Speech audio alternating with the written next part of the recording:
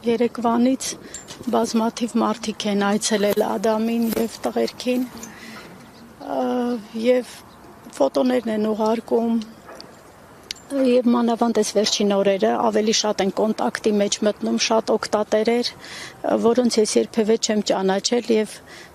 ասում են, որ մեր հարազատի կամ իմ տղայի անունը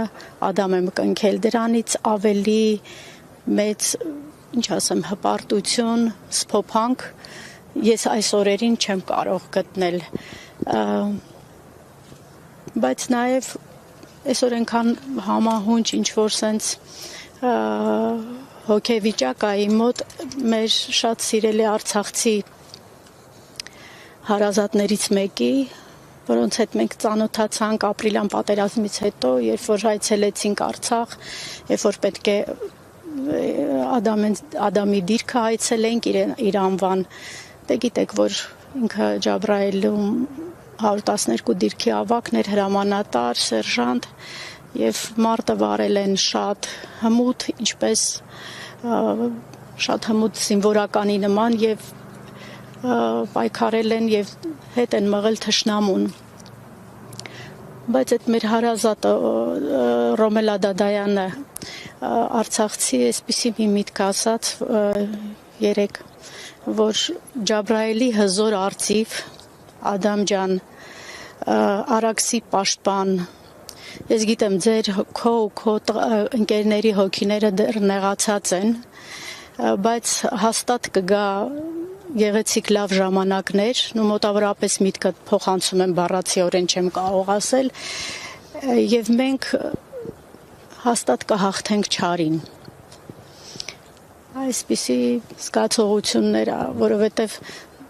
լիարժեք չես կարող, հպարտություն կա իհարկե, ապրիլյան պատերազմի ժամանակ մի քիչ իրավիճակը ուրիշ էր։ Իսկապես տղաները հերոսաբար կռվեցին եւ պայքարեցին այդ մեր հայրենիքի հետ հողի համար։ Այդպես եղավ նաև հետո 20 թվին, բայց չեմ ուզում դրա մասին խոսել, դե տեսնում մենք ունենք այն, ինչ որ ունենք հիմա, բայց ուզում եմ վերադառնալ մեր այդ հպարտությունը, որ որևէ մեր զինվորի սպայի արյուն հենց այնպես չի թափվել, հենց այնպես չի գնացել։ Ապրիլյանից հետո ցավի հետ նաև կար այդ հպարտությունը։ Հիմա ցավոք ուզում եմ որքան հնարավոր է շուտ մեր այս հերոս որդիների, Ադամի եւ Ադամի նման տղաների կատարած սխրանքների հետո մենք ունենանք ռեալ սփոփանք եւ հաստատ կգա այդ ժամանակները, այդքանը կարող եմ ասել, թե ինչ որ հարցեր ունեք։ Ես մի անգամ ասել եմ շատ վաղուց այդ մասին, երևի հիմա էլ նորից կրկնեմ,